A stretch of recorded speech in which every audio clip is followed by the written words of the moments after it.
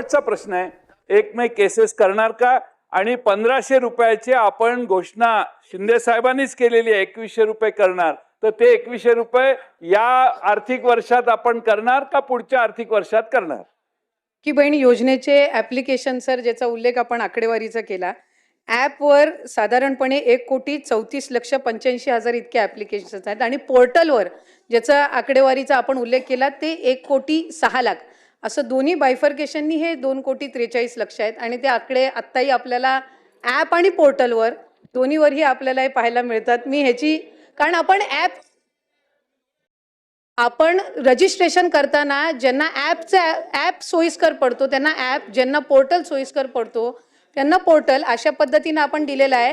मी साहेब या संदर्भातली आपल्याला सविस्तर माहिती ही त्या ठिकाणी ठेवते आणि त्याच्यामुळे लाभार्थ्यांची संख्या ही व्यवस्थित रजिस्टर्ड पद्धतीने आहे.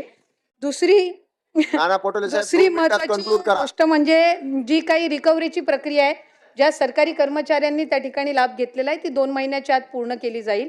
12,000 का 12,500 जे पुरुष लाभार्थी सुद्धा जे दाखवण्यात आलेले आहेत स्क्रुटिनीमध्ये, त्या संदर्भामध्ये सुद्धा क्रॉस व्हेरिफिकेशन करून त्याच्यातले किती जेन्युइन बेनिफिशरीज आहेत, किती फेक बेनिफिशरीज आहेत, या संदर्भातली हे करून त्या संदर्भातली चौकशी करून त्यांच्यावर कडक कारवाई केली जाईल. महाराज, 1900 कर्जमाफीचा लाभ ज्यांना मिळालेला आहे त्यांना आता 2 लाख रुपयाच्या कर्जमाफीचा लाभ मिळणार नाही. 2 लाखाची अटी रद्द करा आणि ती 3 लाख 4 लाख करा. आमच्यापेक्षा जरा काहीतरी जास्त करा ना. आम्ही केलेल्या त्यापेक्षा कमी करतायत. कृषी मंत्र्यांना माझं भाषण ऐकायला वेळ नाही, दुसऱ्यांशीच बोलत बसलेले आहेत. ते 6,944 कोटीचा नफा कमवणाऱ्या कंपन्यांनी प्रत्यक्षात किती शेतकऱ्यांचे क्लेम तांत्रिक त्रुटी दाखवून फेटाळले. पहिली मोठी अट तुमची काय आहे? 1900 कर्जमाफीचा लाभ ज्यांना मिळालेला आहे त्यांना आता 2 लाख रुपयाच्या कर्जमाफीचा लाभ मिळणार नाही. त्यांना केवळ 50,000 रुपयांचे प्रोत्साहनपर अनुदान दिले जाणार.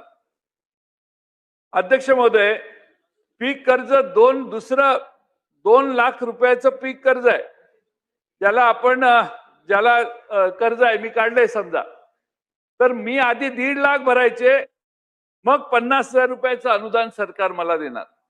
आता मधल्या काळात एवढी आपत्त्या शेतकऱ्यांच्यावर आल्या, कर्जबारी शेतकरी कर्जबाजारी झालाय, त्याला एवढे पैसे कुठून भरता येणार? या एका अटीमुळे 36 लाख शेतकरी बाहेर जात आहेत या आपल्या कर्जमाफीच्या योजनेतनं. दुसरी अट काय?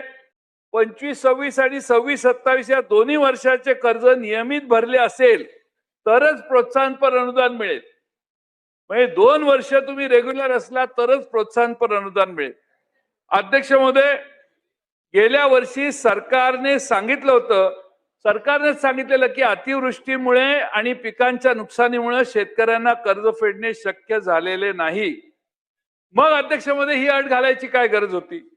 नैसर्गिक आपत्तीमुळे कर्ज भरता आलं नाही, ज्या शेतकऱ्याला मदत करण्याची इच्छा सरकारची आहे असं आम्ही मानतो, त्या शेतकऱ्याला वेगवेगळ्या अटी घालून सरकार शिक्षा देण्याचं काम करते. अध्यक्ष महोदय, या अटीमुळे 15 लाख शेतकरी आणि जवळपास 7,000 कोटी रुपयांचा लाभ अडकणार आहे. म्हणजे शेतकरी 15 लाख बाहेर गेले. हजारो शेतकरी दुहेरी फटक्याचे या बळी पडत आहेत. ना कर्जमाफी ना प्रोत्साहनपर अनुदान.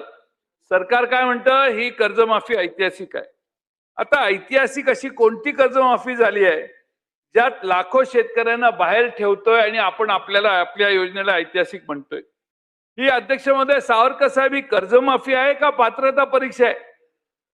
आणि पात्रता परीक्षेत आता किती लिकेजेस आहेत तुम्हाला माहिती आहे. ज्याला सर्वाधिक मदतीची गरज आहे त्याला बाहेर ठेवायचं, हा काही न्याय योग्य नाही. शेतकरी संतप्त आहे. एल्गार अन्नत्यागाचा नावाने त्यांनी आंदोलन सुरू केलेलं आहे.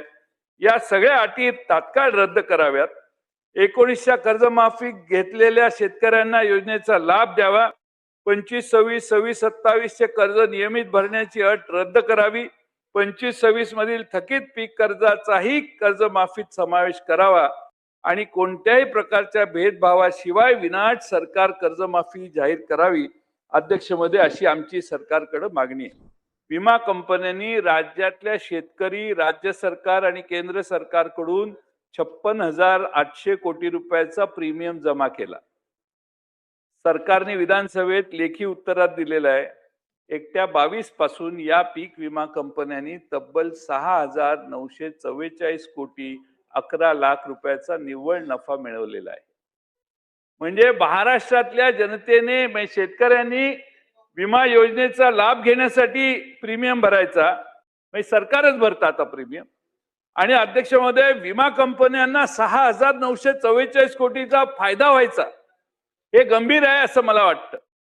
आणि त्यामुळे अध्यक्ष महोदय, आपण शेतकऱ्यांना जाऊन विचारा, वेगवेगळे निकषाची बोट दाखवतात आणि ऐनवेळी भरपाई तोकडी देतात आणि कंपन्या आता मालामाल व्हायला लागलेल्या आहेत. अध्यक्ष महोदय, नैसर्गिक आपत्ती आल्यावर 72 तासाच्या आत ऍपवर तक्रार नोंदवा अशी एक त्यांची प्रोव्हिजन आहे. अध्यक्ष महोदय, गावात वीज नसते, पूर आला, गावात वीज नसते, नेटवर्क नसतं, शेतात पाणी साचलेलं असतं, शेत सांभाळेल, घर लावेल का तुमच्या ऍपवर जाऊन तो शेतकरी तुमच्या झालेल्या नुकसानीची नोंद करेल? कंपन्यांचे सर्व्हेयर शेतात वेळेवर कधी पोहोचत नाहीत, पोहोचले तर नुकसान कमी दाखवण्याचा प्रयत्न करतात. आणि यांना अट काय आहे सावरकर साहेब, की प्रत्येक तालुका आणि जिल्हा पातळीवर त्यांनी त्यांची कार्यालय चालू केली पाहिजे. विमा कंपन्यांनी प्रत्येक तालुक्यात विमा कंपनीचे कार्यालय बंधनकारक आहे. शेतकऱ्याला कुठं तक्रार घेऊन जायची हेच कळत नाही. आणि म्हणून सरकारकडे अध्यक्ष महोदय मी मागणी करतो की 6,944 कोटीचा नफा कमवणाऱ्या कंपन्यांनी प्रत्यक्षात किती शेतकऱ्यांचे क्लेम तांत्रिक त्रुटी दाखवून फेटाळले याची माहिती सभागृहासमोर जाहीर करा. बीड पॅटर्न किंवा कप अँड कॅप मॉडेल ची काटेकोर अंमलबजावणी व्हावी. एका मर्यादेपेक्षा या विमा कंपन्यांना जास्त नफा कमवता येणार नाही अशी व्यवस्था करावी. 72 तासाची अट शिथिल करावी आणि स्थानिक महसूल विभागाचा पंचनामा अहवाल अंतिम मानला जावा अशी आमची मागणी आहे. आणि ज्या विमा कंपन्या उडवाउडवीची उत्तर देतात त्यांच्यावर गुन्हे दाखल करून त्यांचे परवाने रद्द करण्याचे 1-2 उदाहरणं तरी महाराष्ट्रात सरकारने करावीत अशी सरकारला माझी विनंती आहे. अध्यक्ष महोदय, आमचं महाविकास आघाडीचं सरकार होतं. 19 साली महात्मा ज्योतिराव फुले शेतकरी कर्जमुक्ती योजना 2019 जाहीर केली. त्यावेळी 19-20 ला राज्याचं उत्पन्न, महाराष्ट्राचं जीएसडीपी उत्पन्न 29,69,69,हजार कोटीचं आहे. अध्यक्ष महोदय, आता ते उत्पन्न फार वाढलेलं आहे. त्या प्रमाणामध्ये आपण किती कर्जमाफी देतो आपल्या उत्पन्नाच्या, हा आकडा आमच्या कर्जमाफीपेक्षा कमी आहे. बोलून वेळ घेणं बरोबर नाही म्हणून माझ्याकडे सगळी आकडेवारी आहे.